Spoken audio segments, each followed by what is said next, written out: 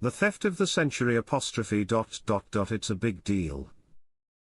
It's in the forefront again, they're going to claw back a lot of money. A lot of money. Why is that important to you and I?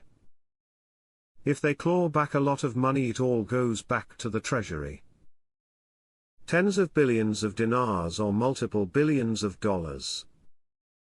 It's all clawed back from people that stole their money from the citizens. We'd have to pay out on that, 988 billion dinars, if they were able to keep them. Finding this stuff is amazing.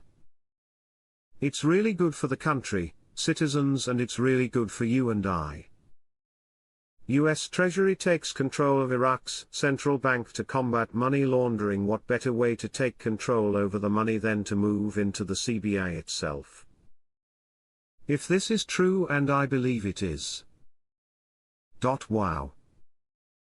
US Treasury takes control of Iraq's central bank to combat money laundering. Quote, the three sources confirmed that a team of American employees is working permanently at the Central Bank of Iraq, as part of intensive efforts to ensure Iraq's commitment to international standards for combating money laundering and terrorist financing. One of the sources explained that the governor of the Central Bank of Iraq tried to resist these restrictions, but the American response was strict, as the Central Bank of Iraq was included among the institutions considered to support money laundering operations and failure to comply with sanctions.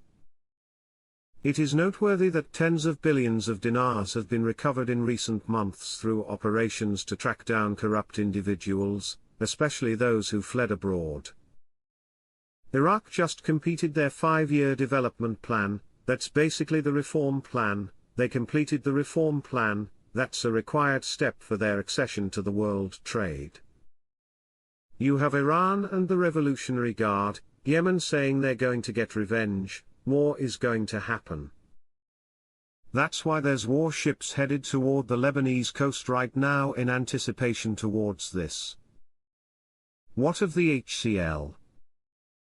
We are watching what is going on in the Kurdish region, and money is suddenly flowing. And they are saying things are now in Baghdad's hands. I'm surprised we haven't seen that the HCL was done last week. Despite the ongoing challenges, since the liberation from terrorism, British Ambassador Stephen Hitchin expressed optimism on Sunday regarding Mosul and Iraq's future, anticipating that Iraq will emerge as a major electricity provider and trade hub in the Middle East.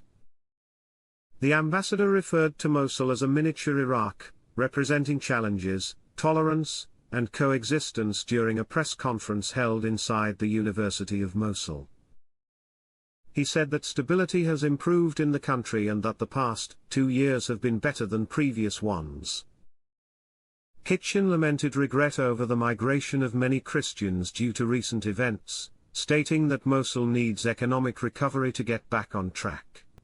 Mosul, a city of ancient civilization and history, deserves to be saved, he emphasized, confirming a federal and Nineveh governorate plan to restore affected areas. Hitchin framed a future vision for Iraq where, by 2040, the nation could accomplish freedom while tending to difficulties like populous development and oil costs. In addition, the Development Road project might see Iraq emerge as a major Middle Eastern trade hub, regain its intellectual prominence in the Arab world, and become a major electricity supplier. The ambassador indicated that negotiations will take place once the international coalition's presence in Iraq ends.